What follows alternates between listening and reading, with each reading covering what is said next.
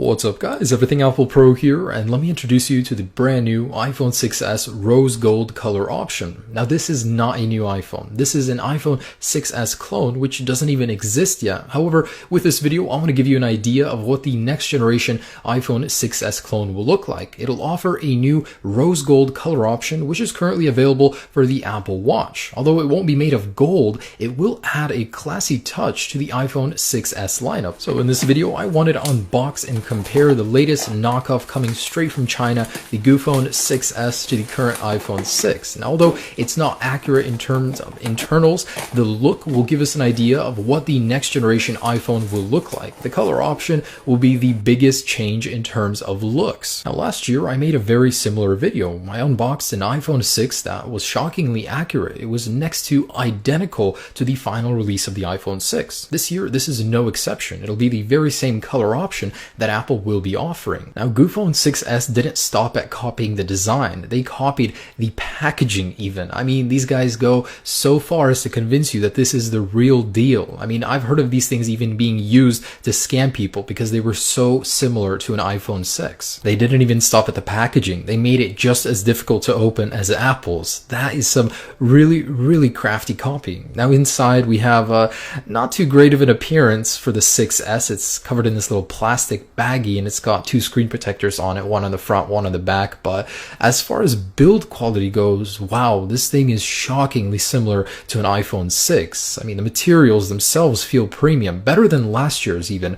And the color, I gotta say, it looks great. There probably will be a different shade in the original thing, but the color will be extremely similar. So let's go ahead and boot this guy up and see how they compare. Inside the packaging, you'll find generic accessories that are very cheap, and you'll actually get that SIM tool. Apple has actually offered this in their packaging for years already, and unfortunately, no Apple stickers. Now, we're less than 2 months away from the official release of the iPhone 6s. Around this time, every time a year, we start receiving a whole bunch of rumors, and more accurate the closer we get to the actual release. And this year is no exception. The new color option is of course a given. However, there will be no big changes to the physical appearance. There is a chance that it could be slightly thicker than the current 6 in order to accommodate the Force Touch display, but other than that, it will look the same physically. Now, last year's clone didn't even come close to the build quality and attention to detail this year's one has. Even the True Tone flash module has been changed to match the 6. Now, even the heft is there. When you pick this thing up, it doesn't feel like a fake. So be careful, guys.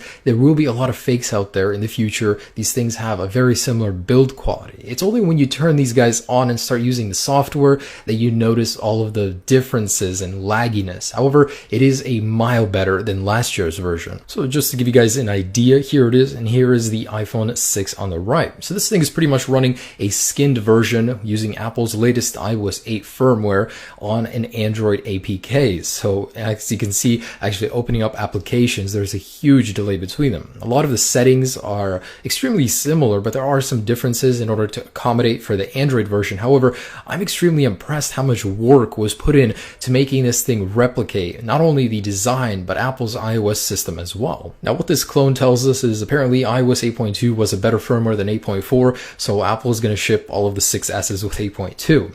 Now, going into the app switcher, it's extremely similar. This version of the clone, it's faster, it has better internals, so everything works a little bit better. It's more fluid than last year's. The control center, it doesn't actually allow you to drag it down. It just either goes up or goes down. You can't hold and drag like you could on the iPhone. The camera is an abomination. You open it up and you get a matrix filter. So apparently this thing is either straight out of the Matrix, or there's a filter that I can turn off and disable that I couldn't find, but it's all green, and I don't know. I would recommend this to any Matrix fans. And a couple other tidbits. So the App Store is actually the Android Play Store with a different icon. Safari is replicated pretty well. It doesn't work as well though. The music application is the old one. I'm disappointed that they did an update to the latest one, but guys, this is a really interesting device. I don't even know what to make of it. Of course, it's not anywhere near even an iPhone 6's quality, let alone the 6s, but it does give us an interesting look into the color choice that will be available on the 6s. So how much does this thing cost? Well, $140, less if you buy in bulk, but would I recommend you get one?